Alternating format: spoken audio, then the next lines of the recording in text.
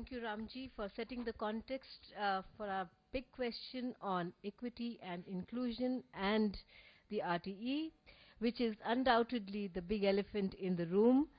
There is a certain discomfort in addressing this issue, yet address it we must, because it cannot be brushed under the carpet. So I would, at this point, like to invite Mr. G. Balasubramanian to throw light on the historical perspective on the issue of equity and inclusion, and then we'll have a little debate on the subject. And I must say that hats off to the people who've offered to be on the panel. I didn't get, very many people wanting to speak on this subject, on this very sensitive issue. So thank you, Balaji, for this. Just so you know, we're going to break at 1:30 for lunch for those who are feeling hungry. I just wanted to let you know we're not going to. So 20 minutes after we've heard, we will break for lunch and then we'll come back to the session. Good afternoon, everybody.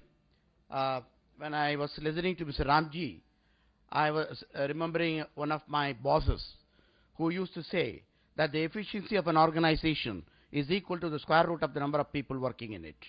If you expand it to this country, there may be, people like Ramji may be in that square root. Well, given the topic, I thought I must start in a lighter vein. Access, equity, excellence, inclusion, right? Given the fact that everybody has to have a platform here, and the time to me is access to a couple of minutes, and that I have to include all the concepts, and then I have to excel in what I say. I find that I'm charioting a chariot with 4 horses. One is blind, the other is limping, the third is sick, and the fourth is very energetic and intoxicated. All these 4 horses are driving me to different but my chariot is still moving on. That's exactly the situation of the 4 issues in this country. Talking of an access to the school, going back to the historical our independence time, starting with about 18.9% of literacy in this country, if we have touched more than 65% of people in this country, there is nothing for us to regret back. Given the fact that this country, in terms of the number of people that we have, in terms of the social inequities we had, and in terms of the multitudinous languages and others we have, the problems are absolutely mind-boggling. But in spite of all those problems, we have been able to strike a rate of 65%, which I think is quite reasonable. Why we have not done the remaining 35%? There are roadblocks. Not that we could not have achieved, but there have been certain roadblocks, especially in our mindset. So the whole question is that we have also improved on the GDP from to approximately about 3.85% at this point of time. But then there has not been much of a will on the part of the government to put more on education, because education is basically the defining moment for the future of this country. And that time should not be far off. We must certainly, like any other country, must have 6% of GNP invested on education. But the whole problem here is that even if you have invested that amount of money in this country, has it really revamped the kind of school education in the country? We have schools. We have people coming into, we have a nutritious meal scheme coming in. We have got all kinds of benefits coming to the schools for the children to get into. But when you go into the reality, what's happening? I just remembered a very lighter moment about a couple of years back when one of the senior government officials told me that he was asked to go and inspect a school, an informal school in one part of the state. So he went there in the evening. It was an evening class. So he gave a problem to the students of class 3, and they did extremely well. When they did extremely well, he talked to the BDO and said, "Your children have done very well." And the BDO smiled and said, "Sir, please don't mistake me. They are not the students of this school. They have been brought here because you are coming for inspecting. We don't have a school here."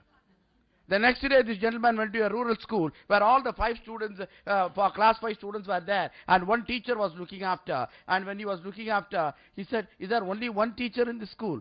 He said, "Sir, he is not the teacher. He is working in the house of the Mukhia. This man has been engaged by the teacher to look after the students of the school." Right? So the whole question is that transparency and accountability in the system is all that matter. If we have not been able to have the 100% access, it's because we have not had, the issues have not been transparent, issues have not been addressed with the kind of sensitivity we have. The whole country, we are looking for sensationalization rather than sensitization at this point of time. I think with about 200,000 secondary schools in this country, 700,000 primary schools in this country, right? With an equal amount of number of schools we expect in another 5 years, thanks to your Sarva Shiksha Abhiyan, who are the players? Who is going to invest? Does the government have money? You have to have private education in this country. Absolutely. You need a good PPP model together. The fact is, there are people who are commercializing, no doubt about it, but we have to strike a balance. The role of the government has to be mentoring and monitoring. And you cannot get away with the kind of private education in this country. And then we talk about excellence in education. Excellence has a cost. And you cannot have excellence without cost. You need to invest on that. Now, what's happening in many of the government schools over here, whatever it is, the underutilization of the resources in the school, either in terms of the teacher competency or in terms of laboratories and libraries, our whole problem boils down to the transparency and accountability in the system, whether it is a government school or the private school. With the RTE coming through today, the responsibility has been partly transferred into the private initiatives also. It's a good moment. It's a socially very conscious step the government has taken over that. But what's about the same consciousness in the government schools? Right? The whole problem today, to me, is that we need to improve the quality of the government schools in this country. If we are able to improve the quality of the government schools in this country, a large number of issues that we face in education can be brought down, and that can be done only by the government. And that calls for, again, transparency and accountability. Right? Excellence. That does not take that excellence is only with the private sector. I have been working with the government of Tamil Nadu, and I have been going to a large number of schools which are in the state. I have gone to Sikkim and seen schools in the rural areas. Children are brilliant. Teachers are very good. But only thing is that we don't provide the kind of scaffolding and the supporting system that we need. In the whole, here we are working on exclusive models, or we are patronizing islands of excellence. We are not letting excellence to percolate into the system. We should not think in terms of metros, the 4 metros that we have, but we need to reach out people. The whole crux of the problem, any organization, I have been a part of the CBSE, where all organizations, we try to do at, where our visibility is more. But I find there are a lot of teachers who are invisible. Excellent teachers working. We can transform the whole concept of this country, provided our reach is better. So, when you finally coming to that, access, equity, excellence. When you talk about inclusion again, the whole problem today is that educating the educator has become more important for inclusion.